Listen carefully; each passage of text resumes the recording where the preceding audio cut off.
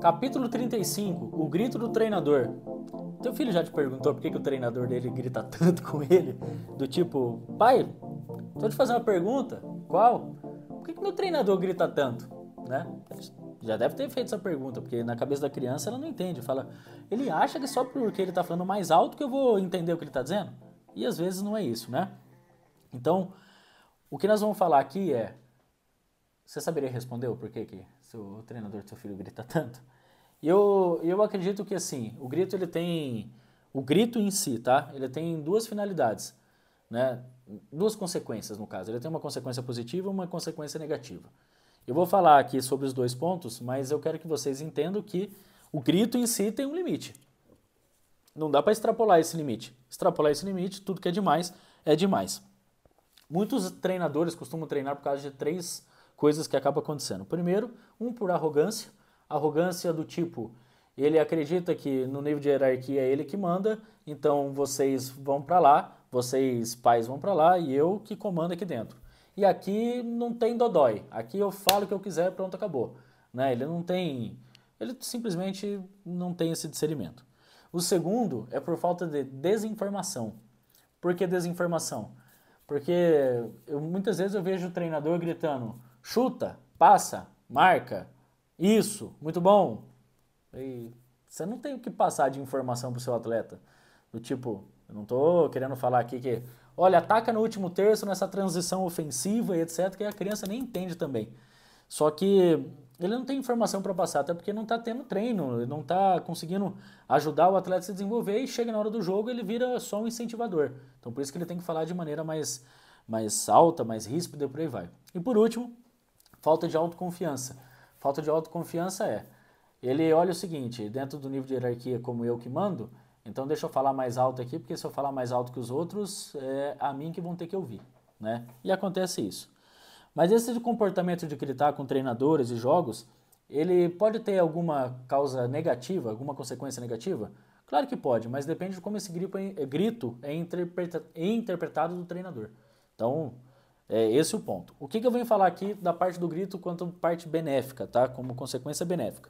Primeiro, ele desperta o controle de todos os seus jogadores, porque o jogador em si, todos têm medo de ir pro jogo, tá? O jogador que não tem medo tem alguma coisa errada. Sabe aquele friozinho na barriga? Então, às vezes, o treinador do lado de fora, quando vê que os jogadores estão assim, ó, eles não estão em estado de alerta, quando ele dá um gritão, o que acontece? Os atletas entram em estado de alerta. E opa, vamos lá, tô pronto. Então, quando acontece isso, ok. Segundo, consegue reforçar o que foi ensinado. Consegue reforçar o que foi ensinado durante os treinamentos. Então, quando você fala um pouco mais alto algo que foi treinado, o atleta pode lembrar e fazer a atividade em si que precisa ser feito, né? Quarto ponto, o treinador mostra que está com eles, sentimento de pertencimento.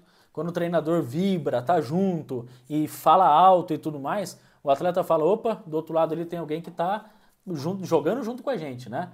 É mais um jogador que está junto com a gente, mais um jogador sem pegar na bola. E o ponto principal, tá? O ponto principal é o seguinte: tem treinador que xinga, né? Que xinga o atleta que está ali, mas com alguns xingamentos que não retratam exatamente o que ele pensa sobre o atleta. Mas eles xingam porque eles falam: o xingamento nada mais é do que um advérbio de intensidade. Quando o atleta entende que eu dou esse xingão para ele, ele desperta e fala: eu sei que eu não sou isso que ele está falando, mas eu sei que ele está falando comigo pelo meu bem. Eu não acredito muito nessa teoria não, tá? De utilizar xingamento e etc. Até porque os atletas acabam reproduzindo muito do que nós adultos fazemos. E eles são esponjas. Não faz sentido a gente xingar, mesmo que seja para dar intensidade, sendo que tem outras maneiras de falar a mesma coisa. Exatamente isso. Então o treinador, independente do que fala, ele tem que ter essa sensibilidade. Isso que eu deixo bem claro.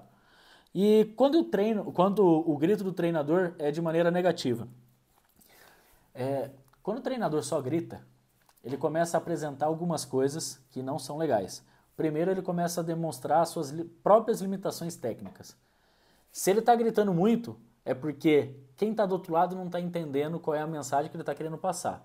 E quando você passa uma mensagem para alguém, se essa pessoa não entender a mensagem que você passou, o problema não é a mensagem, o problema é o mensageiro.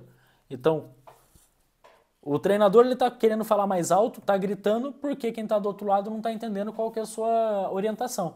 Não está entendendo porque o treinador não conseguiu encontrar uma maneira de fazer com que a mensagem chegue até o seu atleta. Ou seja, mostra suas limitações. Esse é um ponto principal. Segundo, o preocupante é quando esses gritos começam a virar ameaças.